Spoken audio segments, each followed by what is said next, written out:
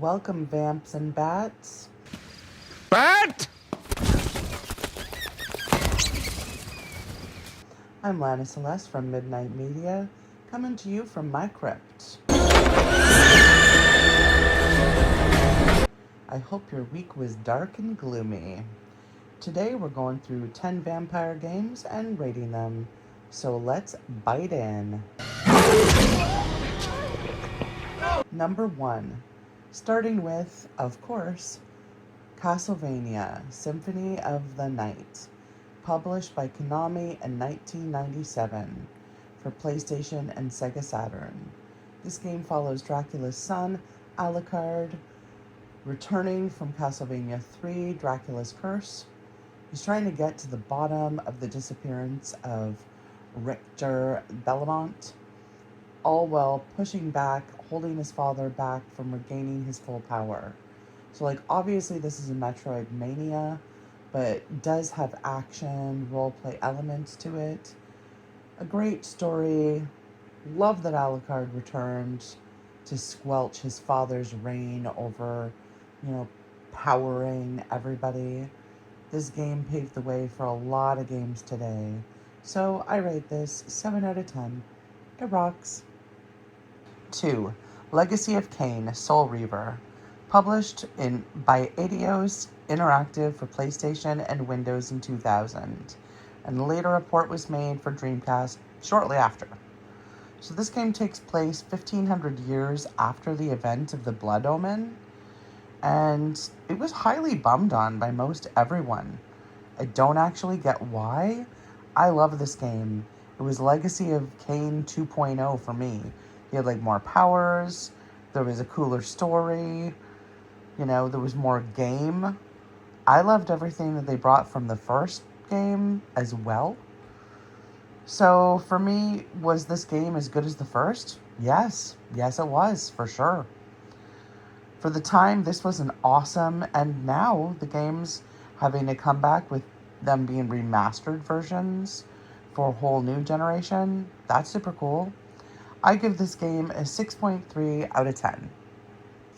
Number 3, I'm throwing a total curveball out here with Showtime Vampire Diaries, but it has nothing to do with actual Vampire Diaries series. Very misleading, I know. Oops. This game was released in 2023, published by Interactive Reader Studio. So this is a narrative-based game, and it's almost like being on a late-night talk show with a host. So it's kind of funky in its design. I like that. You can play through it in about 2-3 hours. I beat it in just under an hour and 40 minutes, so it can be done faster. This is such a unique game that has some frustrating times mixed into this, but all in all, I have to give this a 5.8 out of 10 because A for effort, and it was fun. Reigning in number 4 with Blood Rain. This was released in 2002, published by Majesco, and remastered and available since 2020 in its newly revamped version, pretty much on every platform.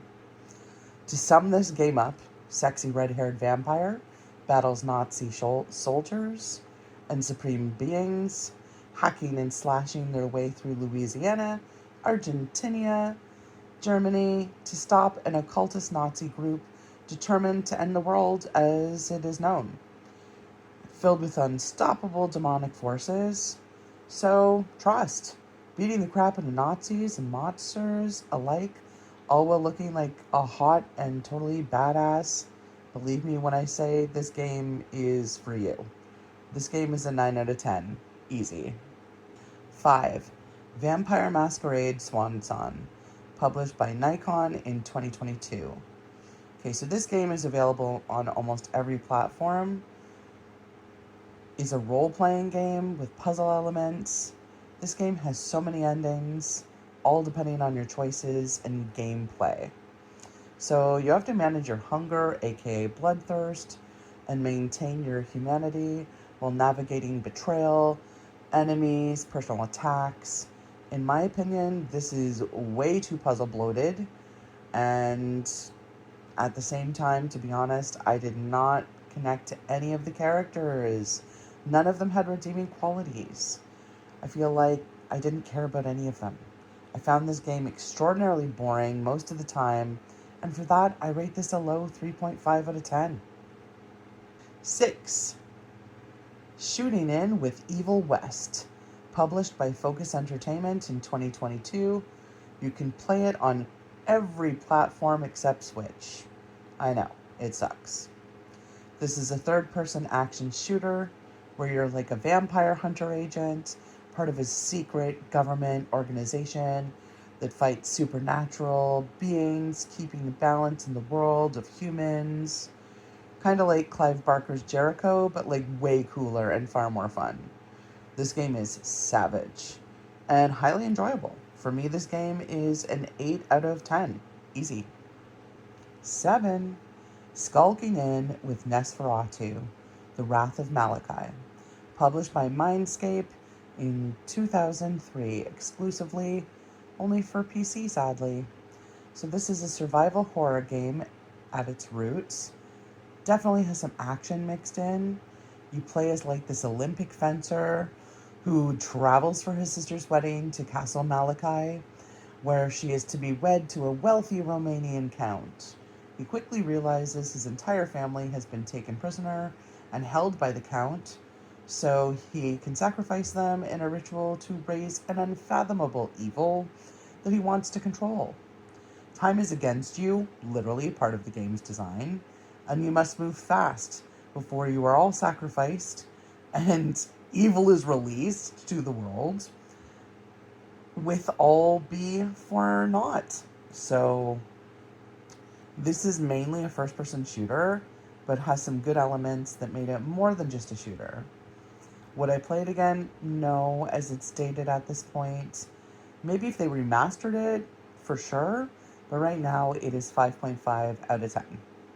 8. Hits Hard with Code Vein. Published by Bandai Namco in 2019, and its sequel just released this year. This is done in anime stylization and is set in a post-apocalyptic world, setting as it's like an RPG that has some wildly compared quotes to Souls.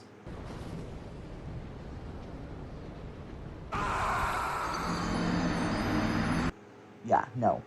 This is definitely not true by any stretch. This is difficult, but not nearly as punishing as a Souls game. So you're in a great collapse and battling what is known as the Lost in search for what is called blood beads, that when all is collected can help prevent human extinction. So good things. My favorite thing about this game is the ability to purify dried blood and absorb it along with the memories from the blood. Just one of the many awesome powers you get in this game. I rate this game 8.8 out of 10. Sliding in with number 9, Vampire, published by Focus Home Entertainment in 2018. And it's now widely available on like every platform. So this is set in 1918 during the Spanish flu, and you play Jonathan Reed. He's a newly transformed vampire who's like fighting for his humanity and his promise to keep his Hippocratic oath, to heal the sick and not give in to his urge to drink deeply upon the very people put in his care. So there are many games that have, several endings, and this is one of them. And all depending on how you play the game is the ending going to be. So to me, the story in this game was meaty and really made you feel for his character, and you really got immersed and felt what he felt. You had a stake in it, and you fully felt what he felt. So I give this a solid 9.3 out of 10. Coming in hot with Witcher Wild Hunt, DLC expansion, Blood and Wine. With over 30 plus hours, by all means, deserves to be on this list. Totally not cheating. Shh. But for real, this DLC is its own game. It's freaking bananas awesome. Of course, Geralt has been summoned for a mission by Duchess Anna Henrietta to track down a beast responsible for murdering Knights of Toussaint. Geralt, as he typically does, busts heads and finds that something he wasn't expecting. He finds a conspiracy involving the higher vampires and a complicated love affair. Dun dun dun. So this expansion, you get to change your outfits and customize your vineyard estate. Yes, you have a vineyard estate. You are given, and it's pretty cool. And it's kind of like that inner Stardew Valley lover in me that like loves to upgrade things and make things pretty. So yeah. But this is like deliciously dark, blood-packed fun. A winner all around. I rate this 9.5 out of 10. I love this. I have the thirst to give an honorable mention to Resident Evil Village's giant hot vampirist lady. Now, let's take a look at him. Well, Ethan Winters. You escaped my little brother's idiot games, did you? And her 3 daughters. Also a great game I will be talking about soon, Trust. It's getting darker and it's time to feed. But before I turn into bats and fly away,